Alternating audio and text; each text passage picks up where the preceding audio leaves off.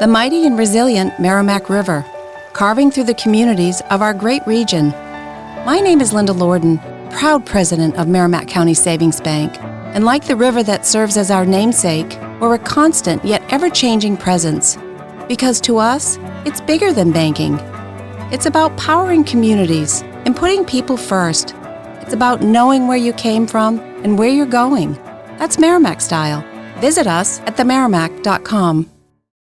The views and opinions expressed by A Little Bit Culty are those of the hosts and do not necessarily reflect the official policy or position of the podcast. Any content provided by our guests, bloggers, sponsors, or authors are of their opinion and are not intended to malign any religion, group, club, organization, business individual, anyone, or anything.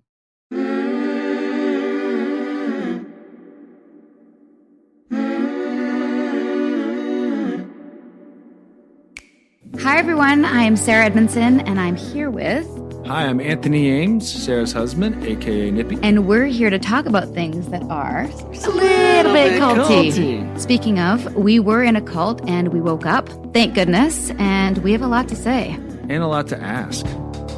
This podcast is going to be a deep dive into everything from the red flags to the narcissism, the manipulation, the resiliency, the recovery process, and everything in between. Also, we want to share some of the good we got out of it so you can get all the nuggets without having to join a cult. If you haven't already, because there are a lot of things out there that are just a little bit culty. Welcome to A Little Bit Culty, a podcast about the fads, beliefs, and trends that blur the line between healthy and a little bit culty. Please subscribe so you don't miss an episode. And find us on Instagram if you have any suggestions for things you have found to be a little bit culty. Under the surface, the water fills my lungs. This ground I worship has swallowed up its young. And you give for a promise.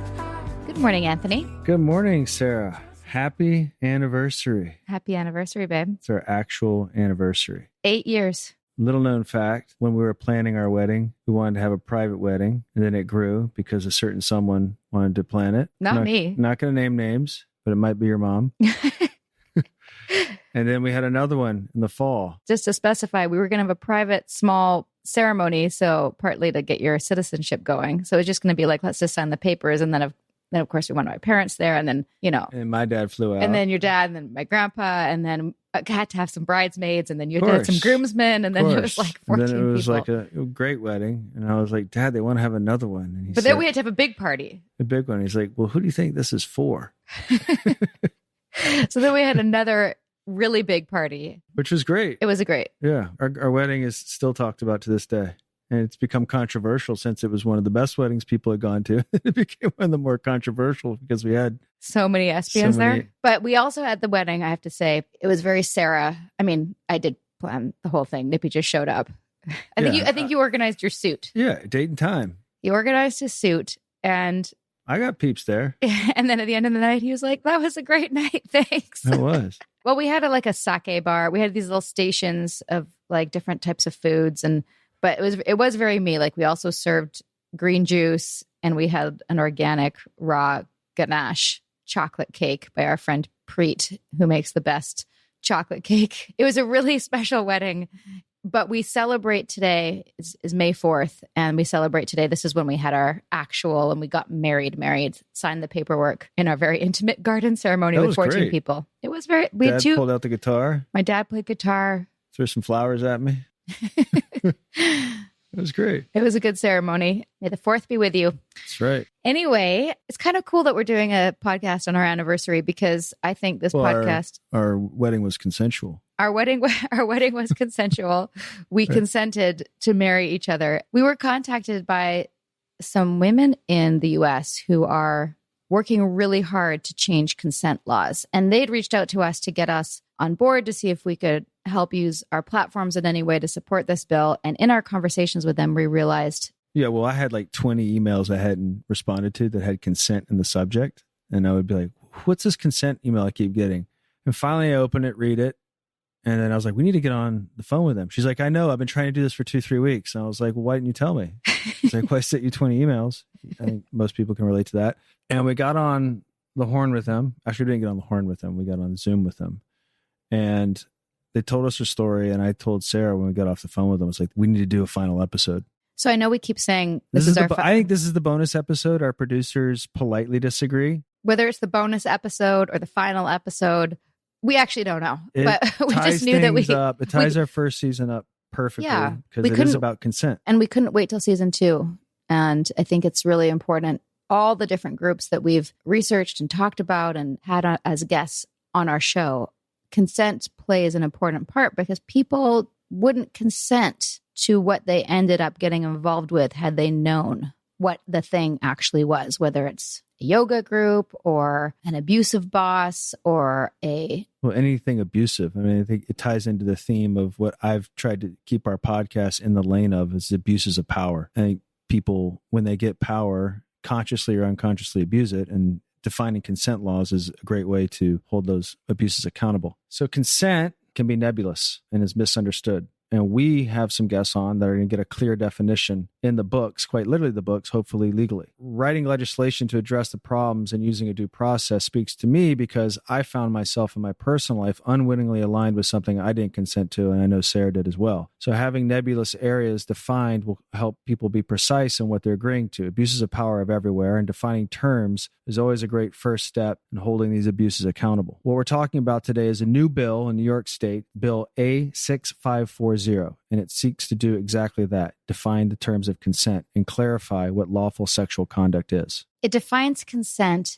as freely given, knowledgeable, informed agreement.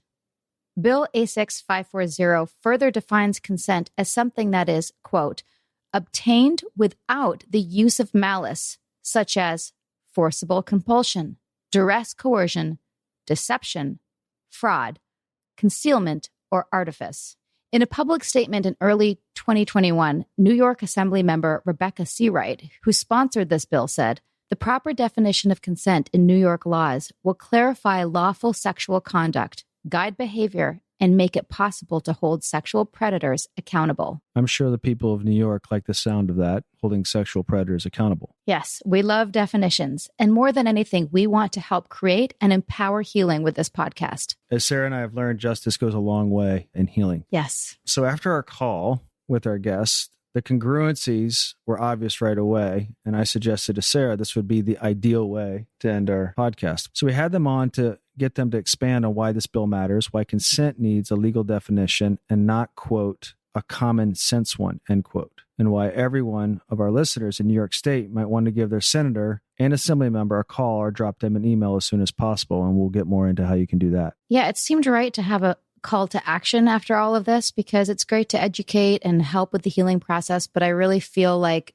if you can do something, if it's a simple email or a simple phone call or signing a petition, that's very important. That's how I was raised. My parents taught me to take action and that social justice requires being involved. And so that's why this was really important to us. Speaking of taking action, Joyce Short has made her life all about taking action. She's advocated for survivors all around the country and has succeeded in helping them secure justice. In fact, a federal prosecutor cited her work in a case that put a serial rapist with over 30 victims behind bars. She's also the recipient of a Women of Distinction honor from the New York State Assembly and the author of the book, Carnal Abuse by Deceit.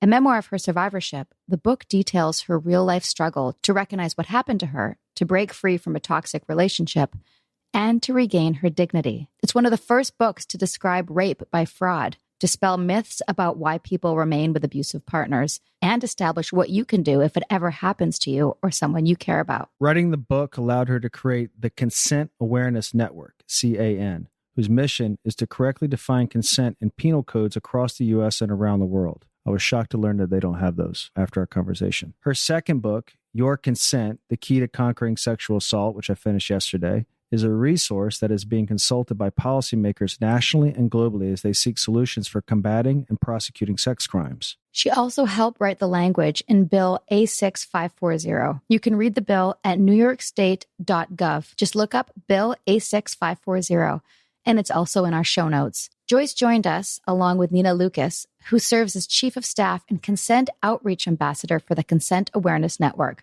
to help us understand why codifying consent matters. Here it is, our conversation with Joyce Short and Nina Lucas of the Consent Awareness Network. Hashtag FGKIA, hashtag justice. Boom sauce. Sinking down to the depths of the ocean, hanging on to the weight of my love. If I let go of it all, I could leave, but I know I won't. Welcome, Joyce. Welcome, Nina. Thank you for having us. Hi there. Thank you.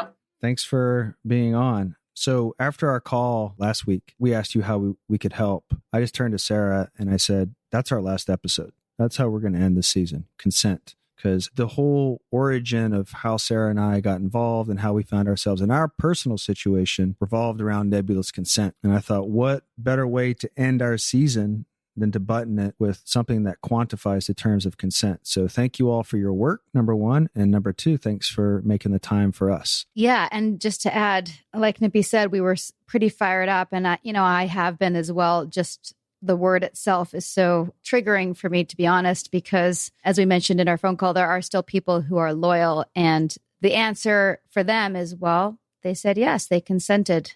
And that is, it just makes my stomach turn into knots, because I think as anyone who is out of the Nexium bubble and can see this with clear eyes, can see clearly that these women did not consent and would not have said yes had they known all the facts. So this is a hot topic for me and is related obviously to what we went through, but is obviously very relevant to many things that are happening currently. So we're very excited to talk to you and to hear your perspective on all of this. What inspired you all? What led you all to where you are right now, where you find yourself defining the term for a legislative bill in New York? How'd you all get here? Well, I actually have written 3 books about it. The first one. I read one yesterday. Okay. And the first one is really about the story that happened to me. I'm a sexual assault survivor. And in fact, I was assaulted by all 3 ways covered under model penal code: by force, by duress, and by deception. And as a result of that, I went looking for the reasons and trying to find out why nothing could be done about it, why this happens, why people think that they can get away with it, and what we can do about it. And what I discovered in my journey was that consent is not defined anywhere in any penal code, either across the United States or around the world. And that deficiency enables sexual predators to get away with what they do. And predators of all types. Because consent is not simply related to sexual conduct. It's related to all conduct between human beings as adults. We all need consent whenever we interact with people. Excellent. And what about you, Nina? Well, like many activists and advocates, I started this work because something very bad happened to me. And when it did, I remember very vividly saying, I'm going to do something about this. I'm going to fight. I'm going to have a vigorous response.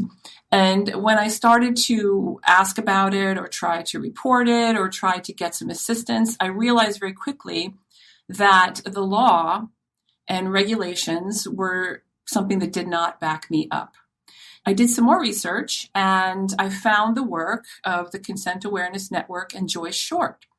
And I had this like Shazam, Eureka light bulb moment. And I said, wow, this is the foundation and the crux of what's going on and why I'm not able to get the justice that I deserve. And so that motivated me. And even more so, I didn't want what happened to me to happen to anyone else.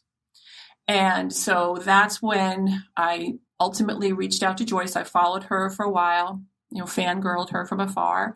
And then, got in touch with her and I just grew very, very committed to this work because this is the solution, not only to what happened to me, but it can help so many other people. And that is why I'm here today. When you said there wasn't legislation to back you up, without, you don't have to necessarily share the content. What was it you found was missing in our penal laws that you didn't feel like you had recourse? Well, consent wasn't defined. I mean, I sought legal advice. I and a number of women with me went to see an attorney. And the attorney, he played devil's advocate with us, and he was asking all these questions, and he was outlining very clearly, although he even didn't really understand what the deficit was, that there was not really a direct way and a clear way for him to help me or for us to get justice.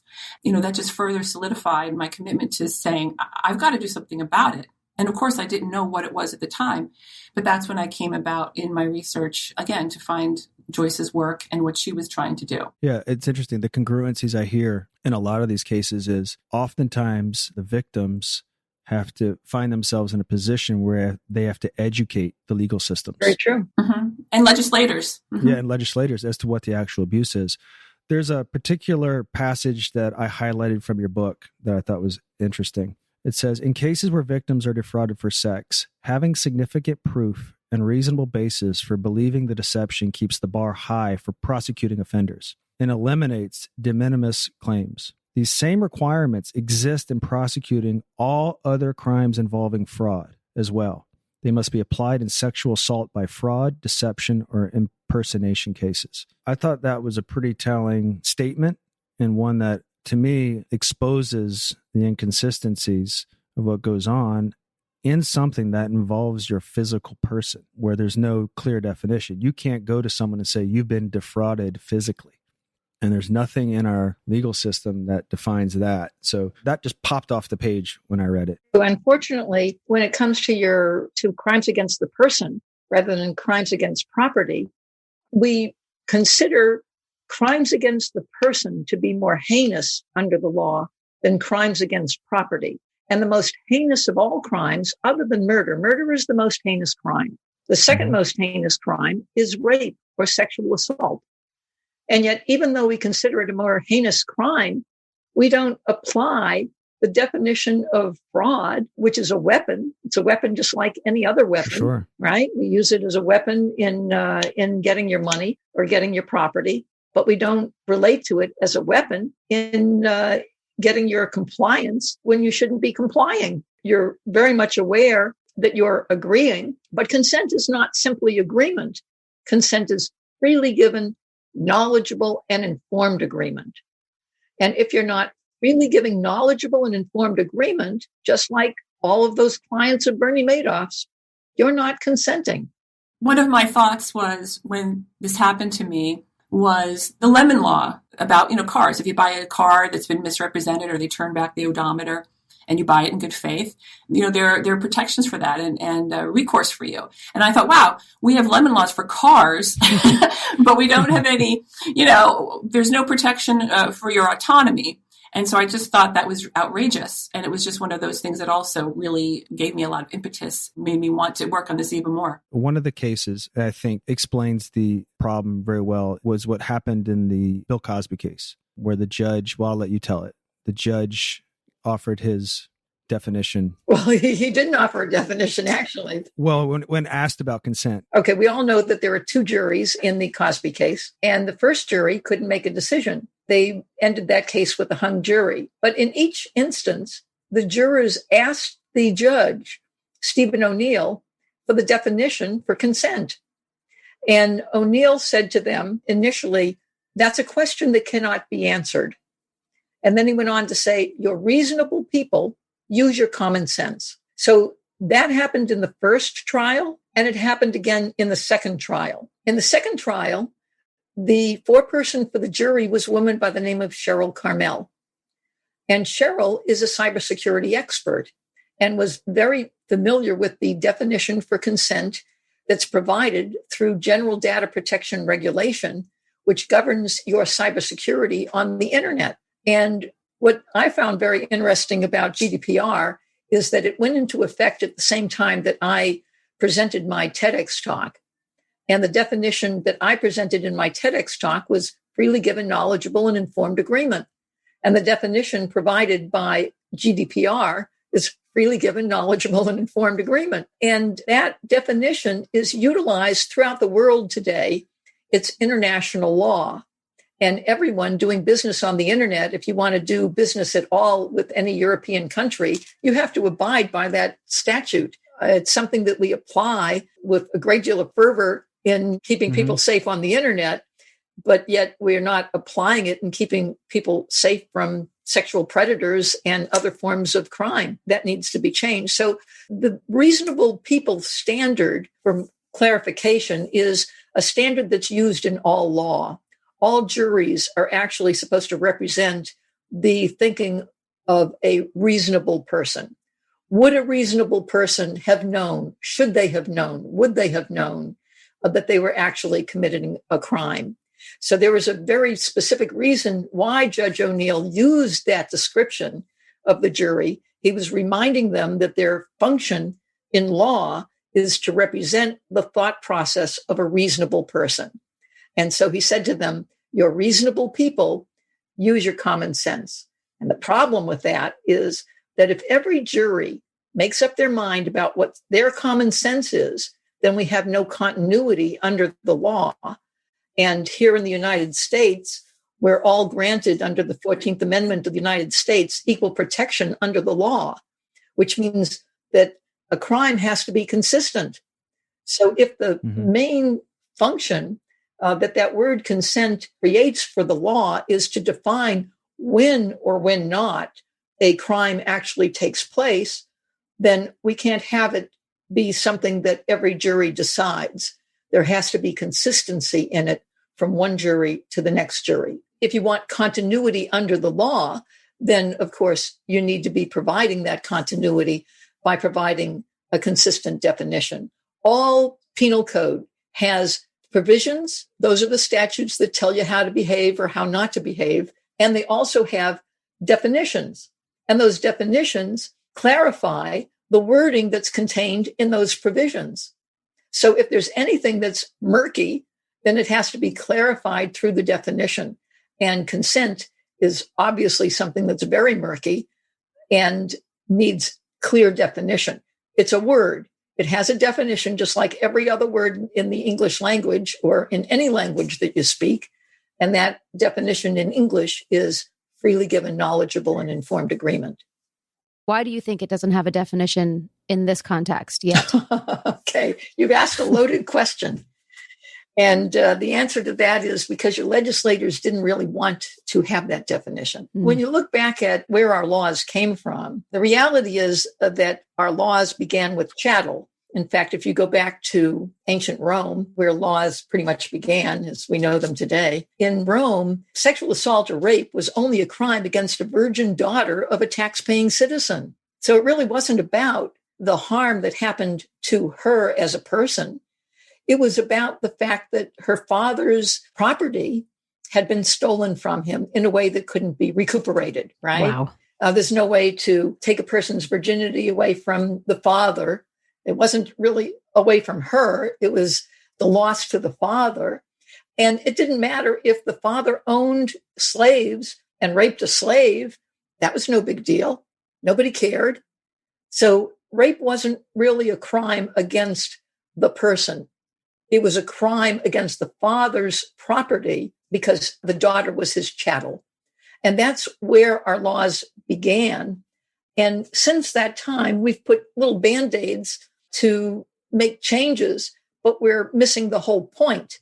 And that is that person is what's of value here. It's not the question of property. But yet we've come through all of these centuries and all of these generations continuing the concept that somehow a woman is chattel, owned by her husband or owned by her father, or that a woman's function is entertainment for her husband or for whomever he has this relationship with. She was not considered, even until 100 years ago, we didn't even have the right to vote. Our role in society has not been a complete recognition of our rights as human beings. And we're still trying to pass the Equal Rights Amendment in order to get that recognition.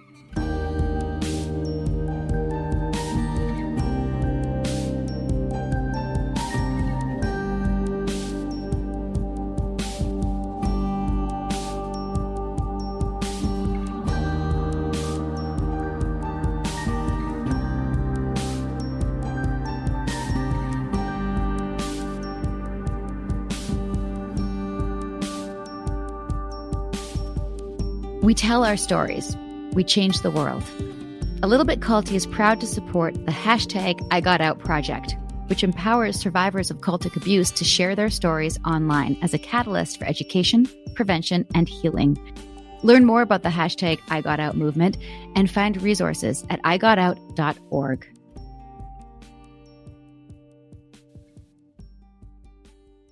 There's a passage from your book I think underscores what you're talking about. According to Cosby's, quote, common sense, end quote, laws, underhandedly drugging the woman he enticed to his home under, quote, mentorship was a perfectly acceptable way to induce sex, since our laws fail to specify what consent really is. True.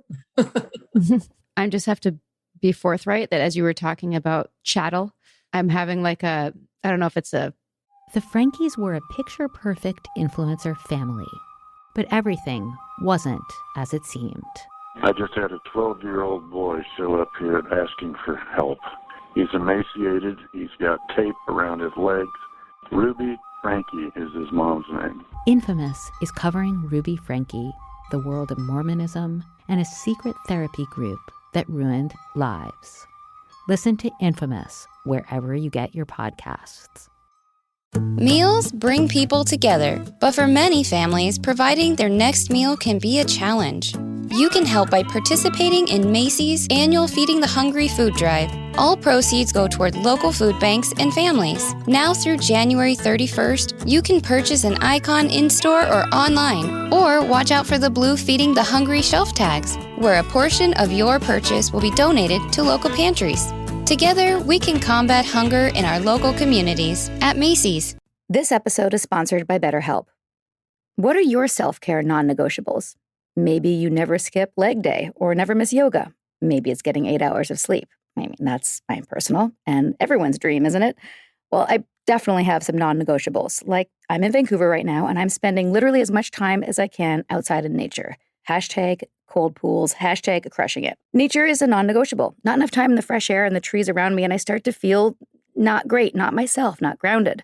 Therapy day is a bit like my nature walks. I try to not miss it, and I know I'm just going to feel so much better all around if I make it a priority. I get so much out of it. It helps me put my worries and anxieties in their rightful place and helps me clear my mind so I can focus on what I really need and sometimes what I don't need. Like, I don't need to be overbooking myself just because I hate to say no to people. You know what I mean? Thanks, therapy. Thanks for helping me see that. And if you're thinking of starting therapy, give BetterHelp a try. It's entirely online, designed to be convenient, flexible, and suited to your schedule. Just fill out a brief questionnaire and get matched with a licensed therapist and switch therapists anytime for no additional charge. Look, even when we know what makes us happy, it's hard to make time for it. But when you feel like you have no time for yourself, non-negotiables like therapy are more important than ever. Never skip therapy day with BetterHelp. Visit betterhelp.com/culty today to get 10% off your first month. That's BetterHelp, HELP.com/culty. I'm just having an emotional response. Did anyone learn a language in high school and then let it go and then have regrets about that later? If you're anything like me, then maybe you'll relate. I did French all the way up into 12th grade, and then I let it go. I mean, I lived in Montreal for a few years and, practiced a bit, but it just slipped away. And then I found Babbel. Babbel is the language learning app that sold more than 10 million subscriptions. And thanks to Babbel's addictively fun and easy little bite-sized language lessons, I've been able to get back my French. I've actually found learning French to be fun again. And c'est vrai, je parle français. With Babbel, you only need 10 minutes to complete a lesson, so you can start having real-life conversations in a new language in as little as 3 weeks. Other language learning apps use AI for their lesson plans, but Babbel lessons were created by over 150 language experts and voiced by real native speakers, not computers. Their teaching method has been scientifically proven to be effective, and with Babbel, you can choose from 14 different languages, including Spanish, French, Italian, and German. Formidable. That means wonderful in French. Plus, Babbel's speech recognition technology helps you to improve your pronunciation and accent. Clearly still working on that. There are so many ways to learn with Babbel. In addition to lessons, you can access podcasts, games, videos, stories, and even live classes. Plus, it comes with a 20-day money-back guarantee. Start your new language learning journey today with Babbel. Right now, when you purchase a 3-month Babbel subscription, you'll get an additional 3 months for free. That's 6 months for the price of 3. Just go to Babbel.com and use promo code CULTY. That's BABBEL.com, code CULTY. Our team at A Little Bit Culty Podcasts loves the Blood Ties podcast because it is gritty and current and fascinating. It's also a little bit culty. Blood Ties, the award-winning audio drama from Wondery, returns for its 3rd season, Strange Days, with another thrilling story about greed, power, and deception. 5 years have passed since Eleanor, played by Jillian Jacobs of Community, took over as CEO of the infamous Richland family empire, alongside her half-brother Santino, played by Christian Navarro of 13 Reasons Why. Together, they decide to invest the family fortune in a groundbreaking, controversial new drug. But as shocking revelations about the new treatment emerge, Eleanor and Santino go to every length to protect their control of the Richland family dynasty. As Eleanor's father always said, medicine is a bloody business. Listen to Blood Ties, Season 3, Strange Days on Apple Podcasts, Amazon Music, Spotify, or you can binge the whole series now, early and ad-free, by joining Wondery Plus in the Wondery app. I guess to it, or like maybe a PTSD response, because, you know, when I was waking up to what had happened to me and spoke to people who were still loyal to Keith and were saying, you know, gaslighting me and saying, well, what was bad about it? And what are you making it mean? And me saying, well, I have his initials on my body. And that means for him that I'm owned by him like cattle. And the response, well, it's only that if you make it mean that. And I said, no, that's what it is. When you brand someone or something, or specifically cattle, you are the property of the farmer. And I just have to be honest with what's going on in my brain right now. Is just how the depth of the misogyny and the sadistic nature of Keith, in this case, to take his narcissistic, chauvinistic, sadistic, disgusting, I don't even have the words for it, vision to the next level. And well, that there was laws to protect it too. Yeah. And also how when I went, as anyone who's followed this story knows, initially to the FBI, and also have since learned not to the right department or person, they said, well, that doesn't sound good, but it also doesn't seem illegal because you consented. Yeah. People have a terrible misconception about what consent is. So what the fuck? So because I said, Master, would you brand me? It would be an honor, which was also in the New York Times article.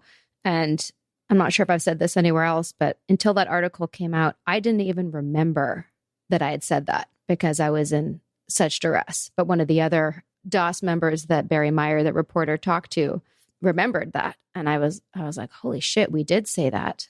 And of course, if you followed the trial, know that Keith had instructed Allison Mack to tell the women to say and put their hands up over their heads so it looked like a sacrifice. He instructed her to tell the women to ask to be branded so it looked consensual. Mm-hmm. That's his soundbite that was used in the trial. But he obviously did the research that he needed to do to say, how can I set this up so I'll be protected? Yeah. I'm okay now. Well, I just had to get that off my chest. He understood it. That's the thing. He'd been doing this for years. He'd been abusing people emotionally for years. And he took it to the next level. He understood that there probably wasn't legislation. And really, I mean, even how the media kind of handle it, they demonstrated their lack of understanding as well with it, because they normally aren't in a position where they're really that empathetic to the victim unless it's really spelled out that they were a victim. Even women. I mean, you know, it's not just men. Women tend to have this thing, well, what were they doing? And it's you can always get an understanding or an impression of how people understand a problem with their response to it. In cases where people immediately go to the victim and question their sanity as opposed to the perpetrator, to me, is a clear indication of what you're dealing with. I call it the short skirt response. Yeah. Yeah. Yeah. That's great. And it's pervasive. Yeah.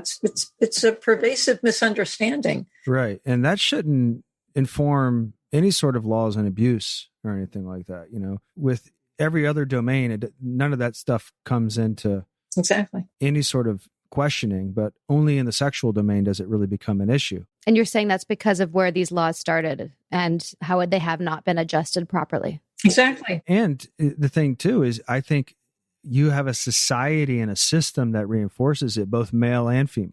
I think it's a whole education thing. And I think that it comes back to what we're talking about, where the victim often spends a lot of time educating the public, and the public is very resistant to this education. Legislation, this is, I think, where I want you guys to come in and really talk about the 3 types of consent, because the importance of this is, once you start to quantify terms, abuses in the emotional realm become way more easy to quantify. When it's become physical, it's normally an effect of people abusing others in an emotional realm first. There has to be some sort of manipulation. There has to be some sort of abuse of power. There has to be some sort of fraud that comes on. And those are hard to quantify. It's 3 types of agreement. Consent is one type of agreement. Very special kind of agreement. Each type of agreement is not necessarily consent. When you're agreeing under duress, you're like coercion, you're acquiescing, right? Acquiescing is agreement under duress. When someone is defrauding you, you could be assenting. That means agreeing on the face of it, right? You're told something, you have no reason to doubt what you're being told, and you're agreeing on the face of it, but they're lying their head off, not telling you the truth, right? So on the face of it, you're agreeing, but you're not consenting, because consent is freely given, knowledgeable, and agreement. So there are different types of agreement, but they're not all consent. What's missing is the knowledge and the information. Exactly. So forcible compulsion, no, that's not freely given. Coercion, that's not freely given. And what Keith Raniere did, he misused trust. Every human being, we're all built to bond. We have brain chemistry that enables us to bond with others. And in order to bond with others, we have to trust others. So we've been given by Mother Nature all of this infrastructure in our brains and hormones and peptides that enable us to bond. Because let's face it, when we were put on Earth, it was necessary for us to form tribes for our safety, right? Because one person alone against the lions and the tigers and the bears, we wouldn't be able to preserve our species. And that is one of the basic elements of our humanity, is to preserve our species. So Mother Nature made us intelligent so that we could all bond together and create tribes and act toward protecting ourselves. So we all have trust to whatever degree, and it's going to be different among people. Some have more trust than others, some have less trust than others. And a person like Raniere doesn't seem to have much trust or much caring at all about other human beings. So either you're a trusting human being, or you're going to swing the other way and become more of a predator. And a person like Keith Raniere, he recognizes everybody has trust issues. He knows how to manipulate those ability to trust in order to gain your trust into doing things that you otherwise wouldn't do. And that's how he gets away with doing it. And our laws, unfortunately, allows people to be predators because they're lumping consent in with every other form of agreement. And they're not the same. You can agree on the face of something, but that doesn't mean that you're consenting. Mm-hmm. And that's what happened to you in your circumstance with Keith Raniere. You agreed to something, but you didn't consent to it. And that's why you feel ripped to shreds, because this person who you trusted did something horrific to you that you would not have done otherwise. And nobody believes you, or nobody considers it to be a crime. Mm-hmm. That's actually, even to a greater extent, even more insulting, because but when society doesn't understand it, then you become invisible. It's like, I suffered this terrible harm and nobody recognizes or validates the harm that I suffered. And that's even a greater, more devastating and long-lasting pain they go through life with. Mm-hmm. And the lack of justice that you receive as a result of society not recognizing what consent really is and that you were actually harmed. And I can imagine that that would be the case for many people who didn't receive justice like that we did, with Keith going to prison for 120 years, although it wasn't necessarily for the branding, but for his other abuses of power and malicious activity. It was a relief. But until that moment, I did feel that. And I think what's niggling for me, and it's just a handful of people, but for the loyalists, we call them, the people who still stand by Keith. And to be clear, it's a handful of It's people. a handful. So this is not, I don't have this for the society at large anymore, but it's still this thing that I know that there's people out there saying, Sarah consented, she agreed to this, then she changed her mind and she had a tantrum and she's looking for Victim shaming. attention. They're victim shaming. Since you are both experts in this area, what would you say to somebody who can't see that this wasn't consensual? Well, I just want to point out that also you're getting ridiculed as well. And so that's adds to the insult. And I just wanted to say, and Joyce can follow up here, is that I really felt compelled to reach out to you because I was seeing, and in a lot of instances and in my own instance as well, that the self-blame, the self-doubt, your reality comes into question. You say, well, am I not a good judge of character? Is my discernment off? I just wanted to let you know and to talk about this with you, to tell you, your agreement was not consent. And that, I think, for me, it made a great difference in how I approach things, how I went through healing. It takes a lot of that load off of one's back when you say, you know what, you're right. I didn't sign up for this, as they say, or this is not what I was instructed or was told. And I made my agreement based on what I knew to be the truth. I think this is a really healing concept too, to understand consent and to know the differences in the agreements. And I think that that's really, really valuable in cult and religious abuse as well. Thank you. Very, very applicable. Thank Absolutely. you. I appreciate you saying that. And I think that our listenership, while it's not entirely abuse survivors of different contexts, most of our listenership is. And you just reminded me that there's this crazy ironic point to this aspect of the story, which is that in our first 5-day training, there was a module called To Be or Not to Be / Commitment to Reality. Okay. And one of the question sets was, what happens when you withhold information from somebody's decision-making process? And the answer to it on the video is, Nippy, you want to answer that? You lower their self-esteem. You lower their self-esteem and you Limit lower their their options in reality.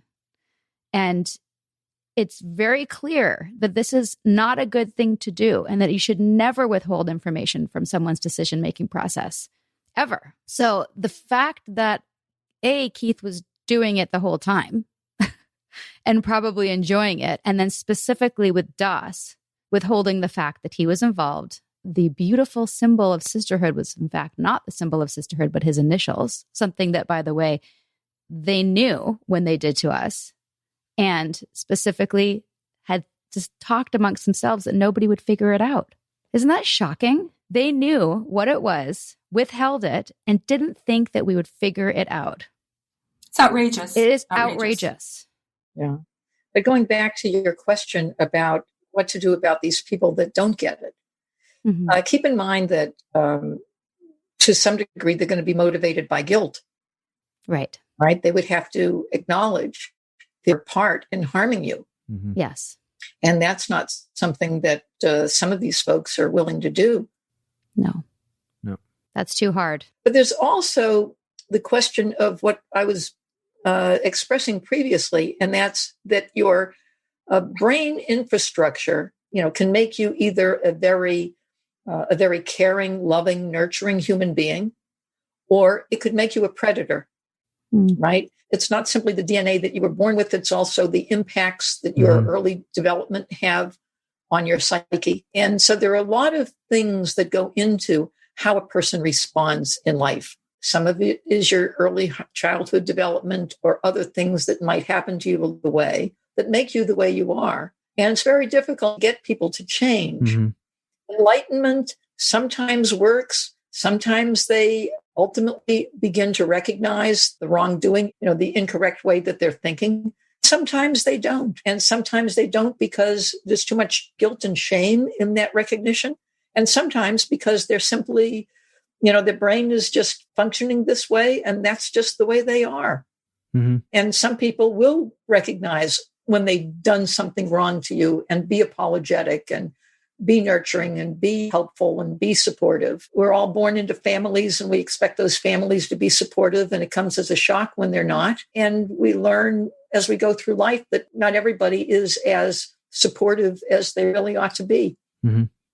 And you learn who your friends are and who your family really are. I've certainly learned just that. That is very true. As I'm sitting here and I'm hearing these definitions of consent, and it seems to me, if you look at our current legal system, a lot of it was formed without these definitions, and it allowed a lot of other things that didn't have a definition of consent to thrive.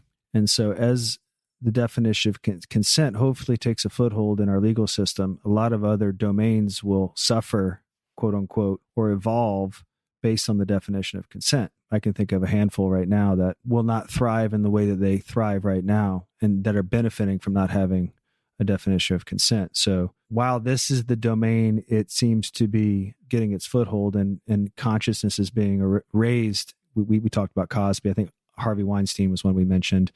And then hopefully Keith. There seems to be a wave of talk in this domain that I think is positive, and hopefully, we can be a platform and hopefully we can get this moving and help you guys get this through best we can with our platform. I don't know that we're big enough yet, but I think having the conversations and is a great start. So I thank you guys and commend you guys for your efforts. And it's been a pleasure to have the conversation and be aligned with you. And to feel less alone. Yeah. People who have celebrity and that have recognition, we really need to have more broadcast into the public domain. It shouldn't take 90 people being harmed by Weinstein to bring him to justice. One person should be all that needs to be harmed in order for our laws to recognize that something terrible had happened to that person. And each person's life is valuable. But right now we're at a position where, it took all of you folks with Raniere, and it takes all of the folks with Weinstein. It took all of the folks with Cosby. But what about the individual person? Unless we get consent clearly defined in our laws, we will never get to the point where one person is harmed and can go to the police, and the police can say, yes, absolutely. What happened to you was without your consent, and can take action. And when that begins to happen, then you're going to see a shift in how people conduct themselves. For sure. I sure hope so. Yeah. They're not going to want to be locked up as a result of doing what they do. No one form morality. Exactly. It will form a new morality. So what can we do? What's the call to action for our listeners? What are some simple things that they can do if they feel inspired to be a part of this change? Right now, we have a couple of things that will support the legislation.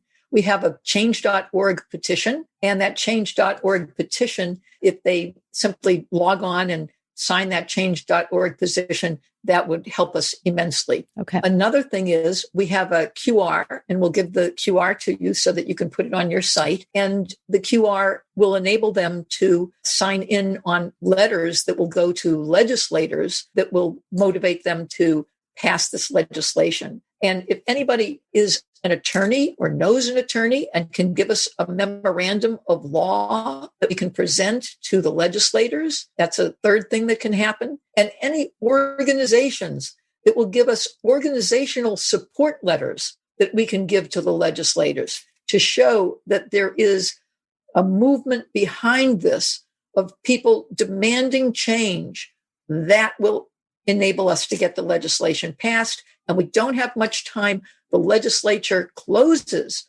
on June 10th.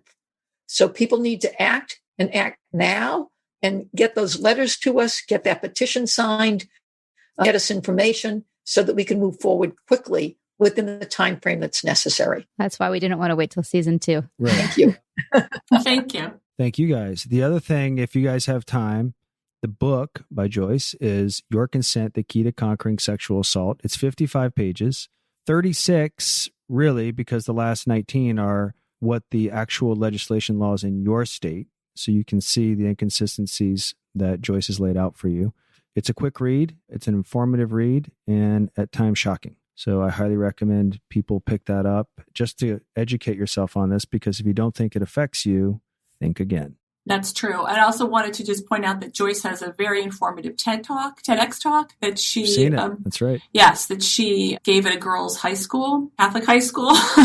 And it's 17 minutes. I would say that that's a great introduction to her work and what we're trying to do here. I'll make sure to put that in the show notes as well. Everything will be in the show including notes. the links to all of your social media. And thank you. We'll start, of course, using the hashtag FGKIA. And let's just be in touch. This is our final episode of the season for we've said that 4 times, but this is actually our final episode. And so we're going to have a little more time to do stuff actively. Is there anything that we didn't ask you or that you'd like to cover to wrap things up here for our audience? No, we just really appreciate this forum with you. And I'm really pleased that we got to just discuss consent so you can have a better understanding of what happened to you and get some solace from that. Thank you guys. I did. Excellent. We're what we're after here is to make the world a safer place, and defining consent, that's absolutely crucial and the key to getting that done. Absolutely. Thank you so much for reaching out and not only informing, but also supporting. I have a goal. We open season 2 with good news about this. That would be great. From your mouth to God's ears. Fantastic. Thank you. Thank you. Right. Thanks again. Take care, guys. Bye-bye.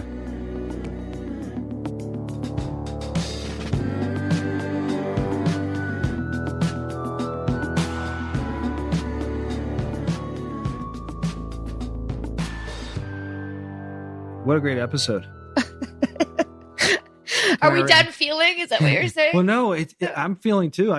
But think about how the implications of this. If you look at how our current society is set up right now, it's set up with the ignorance of consent. It's set up for people to abuse to a certain way. Look, Churchill's comment, democracy is the worst form of government except for all the others, right? Like, this is the best we've come up with as a human team. And it didn't really address consent very well. And that's lack of foresight or whatever. I mean, I think, some of the amendments attempt to do that, but they don't really lock it down as succinctly as it could have been locked down. And people saw that and found loopholes in it and were able to abuse their power as a result of that. One of the things, unfortunately, it comes to a head most emotionally in the sexual abuse. But if you look at other domains like banking, and like if people understood what was going on in our banking systems and our other domains too, they'd be more outraged. And consent, if people can go in and cite, I didn't consent to this, and really expose how they did not consent to this, it really exposes a lot of other abuses of power. So while it's coming to a head in the sexual abuse domain, it can really crumble a lot of other domains just with the simple, I didn't agree to this. Well, I agree with you, and I think that's important. But what's emotional for me right now is what I'm more connected to is what this could do if people actually change the laws regarding consent in the sexual assault realm. This is the thing too. She's like, they have these definitions. Like, she used the Bernie Madoff example. They have definitions. I didn't consent to you taking my money, and the law came in and took care of it. Even how they do get the people that abuse the consent laws, it's not through the definition of consent.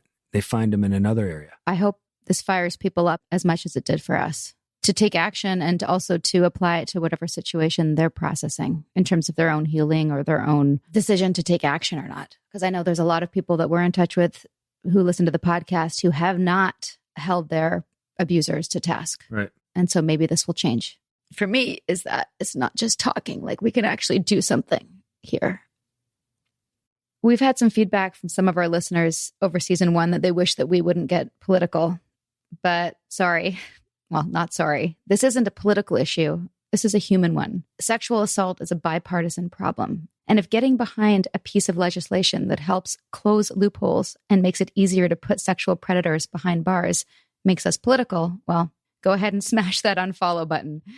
Behold the field where I grow my fucks, and you will see that it is barren. Good one. Sorry, not sorry. Our goal is to open up season 2 with good news about new legislation in the New York State. I think it's about time. Conversations are great, especially if they lead to inspired action. Please take action. This is definitely and for sure our final episode of season 1. We're going to take a 3 to 4 week hiatus and hopefully come back with good news and 12 new baller guests. Thank you again for all of your support. I'm deuces. Happy anniversary. Oh, happy anniversary. Yeah.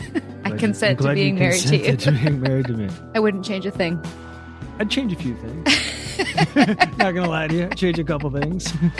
But, as long as it could end us up right here, though. Yeah. Just a couple amendments, but yeah. That'd be great. I love you, babe. I love you too. Mwah. Mwah. Bye, guys. Sinking down to the depths of the ocean. I'm hanging on to the weight of my love. If I let go of it all, I could leave, but I know. We're going to be back soon with more episodes of A Little Bit Culty with more experts and survivors and sometimes experts who are survivors and some familiar faces from the vow. If you got suggestions or questions on upcoming topics, find us on Instagram at A Little Bit Culty. And for more background on what got me to this point, my memoir, Scarred, the true story of how I escaped NXIVM, the cult that bound my life, is available on Amazon, Audible, and wherever books are sold. If you'd like to help us spread the word about A Little Bit Culty podcast, please give us a 5-star review and tell your friends to subscribe. Like literally take their phone out and press subscribe. 5 stars. That's 5 stars. 5 of them. We're available on Apple Podcasts, Spotify, and every major listening app. A Little Bit Culty is executive produced by me, your co-host, Sarah Edmondson, and Anthony Nippy Ames. Associate producer is Jess Tardy. Produced, edited, mixed, and mastered by Citizens of Sound. Our amazing theme song, Cultivated, is by John Bryant and co-written by Nigel Asselin. Additional original music is composed by Will Rutherford. We'll be back with more episodes. Until then, Don't join a cult. I'm Sarah Edmondson, and thanks for listening to A Little Bit Culty.